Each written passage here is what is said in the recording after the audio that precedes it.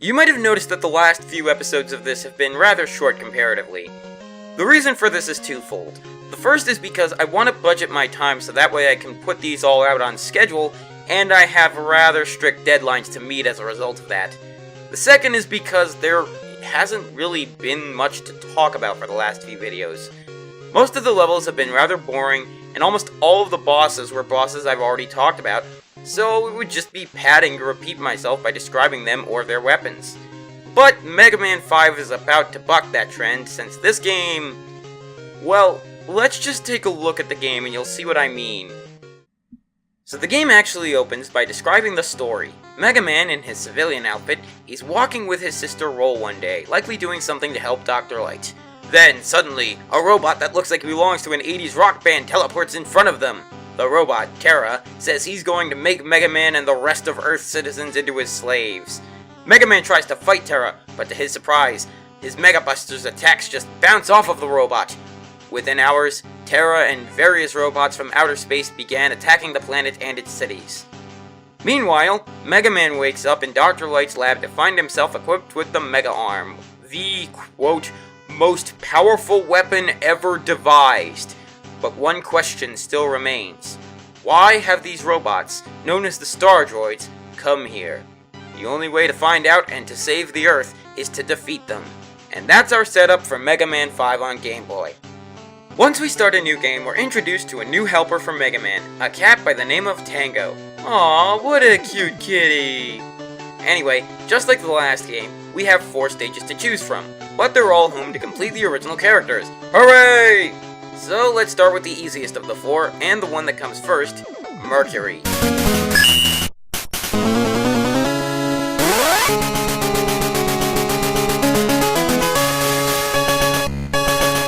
Mercury's stage is actually a bit weird. It's a sort of mix between Metal Man and Dust Man stages. There's conveyor belts everywhere, but they constantly change which direction we move, and about halfway through, we come across a part of the stage that tries to crush us. While I'm here, I can discuss the 2 weapons in our possession that we got.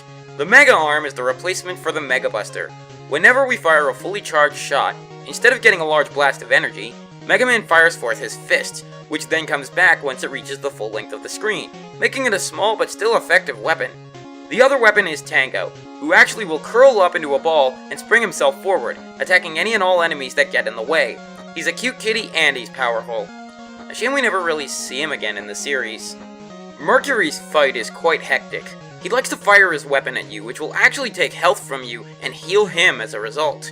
His other favorite attacks involve being like the Metal Mercury, and, more accurately, like a Devil Boss. He'll form into a large ball and then fling himself across the screen in 3 small chunks.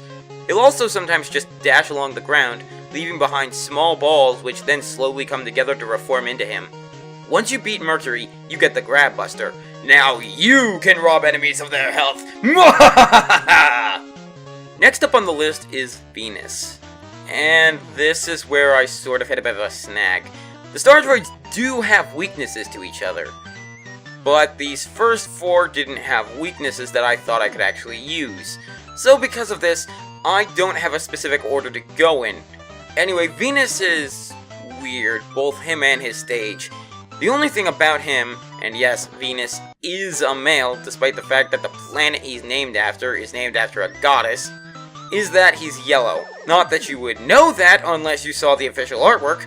At least Mercury has a reference to the metal.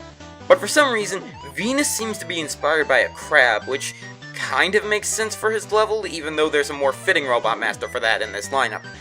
Venus' stage has these waterfalls that make it seem like nothing under them exists. Or at least that's what I remember hearing. Either way, I didn't take any chances around these things, especially since they can screw with your jumping and push you away to make you fall to your death. And then there's this trampoline floor near the end, where the bubbles in the foreground bounce you higher than the ones in the background if you press A. And so, of course, they have to place spikes and goodies around them. Fighting Venus himself is just as weird as his stage. He'll sometimes walk like a crab, but he really likes to jump and blow bubbles. But don't let those bubbles deceive you.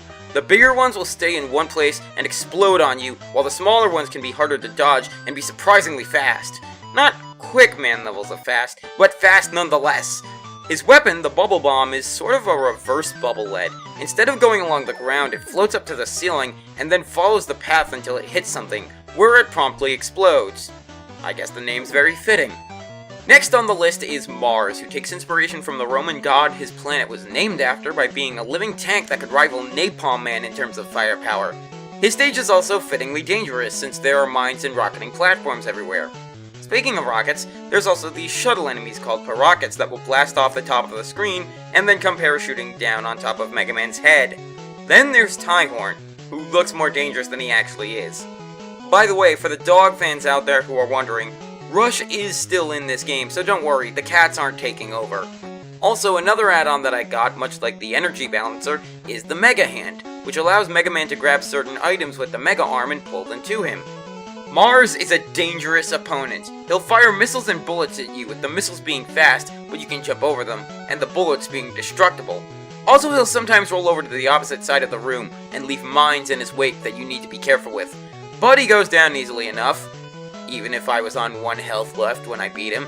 Defeating Mars earns you the Photon Missile, which is weird. I never really used it, and it looks like all it does is fire a really fast missile.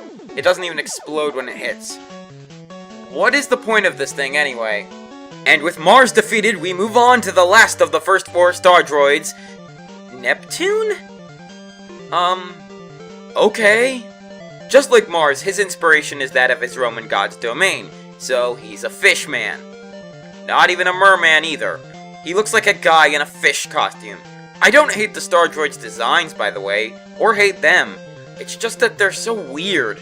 Neptune's stage takes place entirely on a battleship of some kind, which houses a helicopter mini-boss? Again, this is so weird!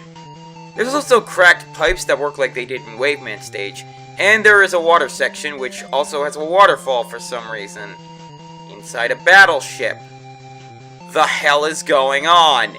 Neptune himself is just kind of annoying. He can't really walk, considering he's got flippers for feet, so he really only jumps around, sometimes launching a blob of water that splits apart, and sometimes shaking the ceiling to make water start dripping down. This guy's just eh. His weapon of choice isn't very interesting either. The salt water just shoots a blob of water that then splits into 3 smaller blobs when it hits the ground. It's a bizarre weapon to use, quite honestly.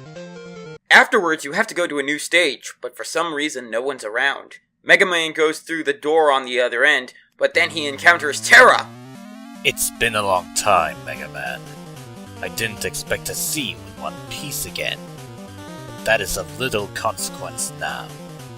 I will destroy you as I did before, and avenge my fallen comrades! And by destroy him, he means he'll send a devil boss called Dark Moon at Mega Man and then leave before he can assure his destruction. Dark Moon, by the way, is probably the easiest devil boss in the series. All of its attacks are easy to avoid, though some of them were still able to tag me. And the eye remains open long enough that you can get like 2 to 3 shots in, even with his weakness being the Photon Missile, which has a short delay between when it comes out and when it actually goes forward. Mega Man goes back to Light's lab, where Light warns him that the Star Droids have been using Earth's resources to create a new generation of robots. If they launch an all-out attack now, we'll be easily defeated. Dr. Light, we need to strike now.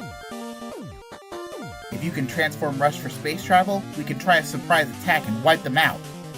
And so Dr. Light agrees. This gives us access to 4 more stages to go through, and just like last time, we'll go with the order that they appear in terms of the planets.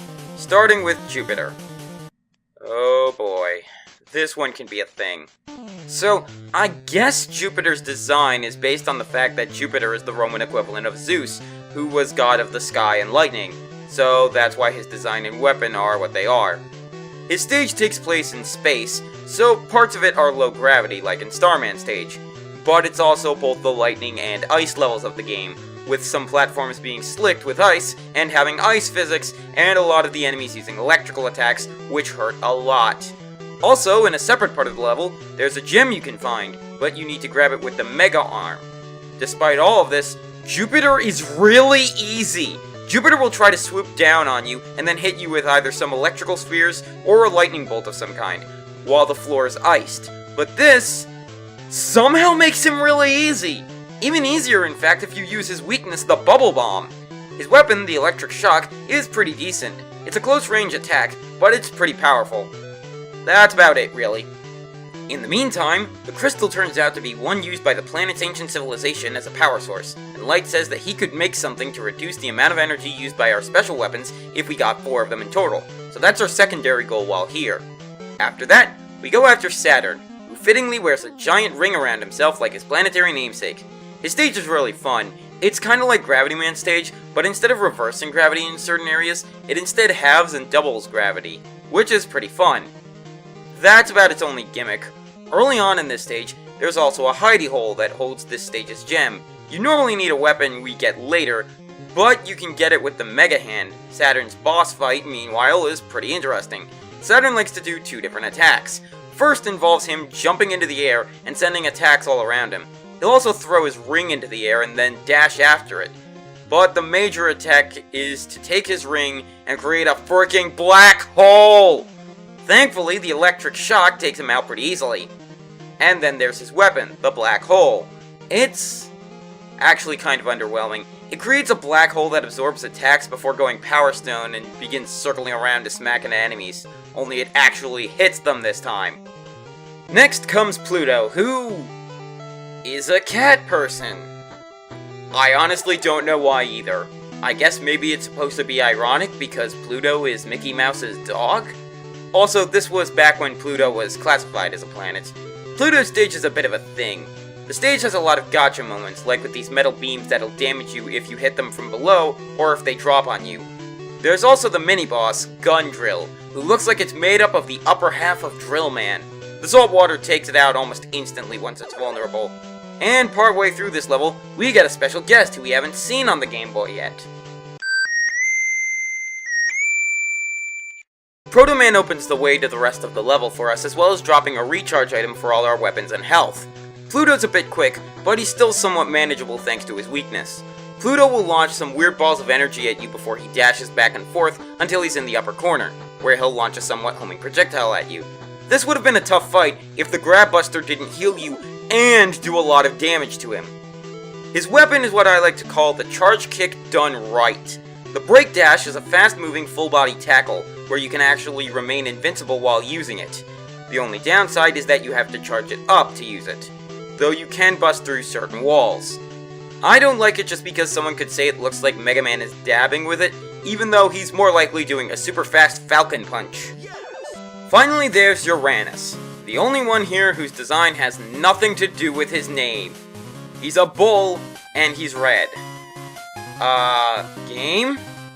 Uranus' stage is just long, drawn out, and boring. There are no real gimmicks here except for these platforms that were in one of the Wily stages in Mega Man 3. He also has this mini-boss, T-Common, that's a Pharaoh head, which again, has no real relation to the stage, and it takes a long time to beat. There are these spinning platforms that'll make you fall if you're not fast enough, but it's not that hard. There's a wall you can break dash through early on, and after some platforming, you get the crystal of this stage. Uranus is really easy and boring. He'll either pick up and throw a block at you, jump across the room, or jump up high to get the blocks on the opposite half of the room to try and kill you instantly. Not that that's likely to happen. The break dash tears through his health, but if you're not careful, you'll run out of ammo. Not that fighting him Buster only is too difficult. And then there's his weapon, the Deep Digger, which is absolutely worthless, save for one instance in particular. All it does is allow you to pick up one specific type of block from off the ground, and said blocks are limited in where they're located. I didn't think you could make the super arm any worse, but congrats, Uranus! You just did! It does have a second particular moment where it's helpful, actually. There's this one ladder in Pluto stage that you need the Deep Digger to uncover. Use it, then go down the ladder, and keep following the path downward until you find the crystal for his stage. So no matter what you do, you need to do some backtracking in this game, whether you go after Pluto first or Uranus. With all that, we can finally fight Terra, who isn't happy that we just undid all of his work. He says that he must redeem his master by destroying Mega Man, and so we fight. And by that I mean I just get Mega Man to equip the Deep Digger in the one other place where it's useful. I mean, Terra puts up a good fight. He can freeze you in place, teleport, and uses a weapon that chases after you to try and hit you up to 3 times. The problem is that the Deep Digger just makes such easy work of him. But don't feel too bad. we get a pretty good weapon in the form of the Spark Chaser when we beat Terra. It's a weapon that constantly chases after any opponents on screen, and can hit quite a few more times than Terra's version. It also seems to be faster than his version is. After that, Mega Man thinks he's destroyed all the Star Droids when he sees a moon rising over the horizon. Wait, that's no moon. It's a space station. And not just any space station either. No, it can't be. Wily? Is he behind this? Mega Man then gets on Rush to go after the Wily Star. The first phase of this is to avoid enemies and laser fire until we get to the entrance of the Wily Star, where we have to destroy the defenses. After we take them out, we go inside where we can deal with rematches against each of the boss robots made for the last 4 games. First Anchor, then Quint, then Punk, and finally Belade, all fought in that exact order. In between these fights are goodies we can find, as well as dealing with actual levels filled with enemies. Once we get to the end, we get to fight all 8 of the Star Droids that actually had stages. Each of them does have a weakness to use against them. I already mentioned the weaknesses for the latter 4. Neptune is actually weak to the Spark Chaser, not the Photon Missile like I originally thought. That weakness actually belongs to Venus, oddly enough, and I didn't realize it until I did the rematches. Mars doesn't like the salt water, and Mercury can't withstand the power of the black hole. Once we get through the rematches, we get to fight a giant fist. No, it turns out that this fist and another one we fight when we defeat the first one are both a part of Wily's newest Wily machine. You can use salt water on the eyes near the metal wrists to get rid of them both easily, though their punches are able to create powerful shockwaves. Then there's the body, which got pretty annoying. You have to wait for it to fire this walking bomb in order to start hitting the bomb towards the body itself, and cause it to get damaged in the resulting explosion. That is easier said than done, especially since the bomb likes to jump sometimes. After that is the head phase of the battle, which shoots these ground-based shockwaves, but you can get rid of the head pretty easily with the Spark Chaser. But once that's done, Wily unleashes one final weapon. Behold, Mega Man, I have unleashed the ancient weapon Sunstar! Its Nova weapon will destroy you! Unfortunately, Wily didn't account for Sunstar attacking him instead. Sunstar then speaks to us. You are Mega Man. I am Sunstar, the Doomsday weapon. I must destroy all inferior life forms. And then we fight. Sunstar is actually a pretty good challenge of a boss. He has no weaknesses, though I've seen it's supposed to be easier to take him out with the Spark Chaser. He'll attack in various ways during the first part of the fight, like running at you, shooting a giant laser, or using his Nova attack on you like he did on Wily. With good timing, you can actually avoid all of his attacks, but Sunstar is quick, so doing so is a lot harder than it sounds. But halfway through the fight, he'll start to get serious and destroy the floor you're fighting on, causing you to fall to the next platform. At this point, he'll destroy the platform every few seconds, while also attacking you in a different way. Sometimes he'll unleash fireballs, sometimes he'll unleash these things that look like the Grab Buster, but I don't want to get hit by them to see if they work the same way, and sometimes he'll become Sonic the Hedgehog and roll up into a ball really quickly while being invincible doing so. But if you see him levitating in the air and charging, hit him immediately, or you will have to deal with a Rain Flush style attack. If you had enough E-Tanks, he can be defeated without too much of a hassle. He'll be brought down to 1 health and begins sparking. Are you okay? Here, grab my shoulder. I'm sure you can be fixed at Dr. Light's lab. Mega Man, why? Why are you helping me? Because we're both robots. Yes, and we were both created to fight. No, you're wrong. I only fight when I'm forced to protect the world from those who pit machines against man. I believe humans and robots can live in peace. Maybe. But I will never know. My fusion reactor is going critical. And when it does, it will destroy this entire fortress. Leave. Now! While riding Rush out in space to get away from the Wily Star, Mega Man looks back to see the explosion. Back on Earth, Mega Man looks up to the sky in the same place where he and Roll started at the opening of the game. Mega Man then walks home, but he's suddenly attacked by a laser from Wily. Wily then prepares to attack again, but then his Wily capsule self-destructs. He then grovels on the ground before Mega Man chases after him. And that, my friends, is the end of Mega Man 5 and the Mega Man series on the Game Boy. Truth be told, I really like this game. It's not perfect, but it's easily the best out of the Game Boy games. It's challenging but fun, and the Star Droids are amazing robots that I'm disappointed don't get more attention. I really wish this game would be remade, because it's one of the lesser known games out there. If you really want to play the Game Boy games, all 5 are available on the Virtual Console on the Nintendo 3DS.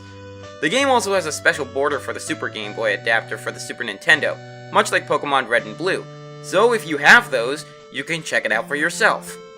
While the Game Boy games are meh overall, Mega Man 5 is easily the best of them, and it's the most fun. This was a nice little detour to look back at a set of games that deserve the attention that they don't really get that much of. But we've still got one more NES game to finish up. So join me here tomorrow as we battle Mega Man 6.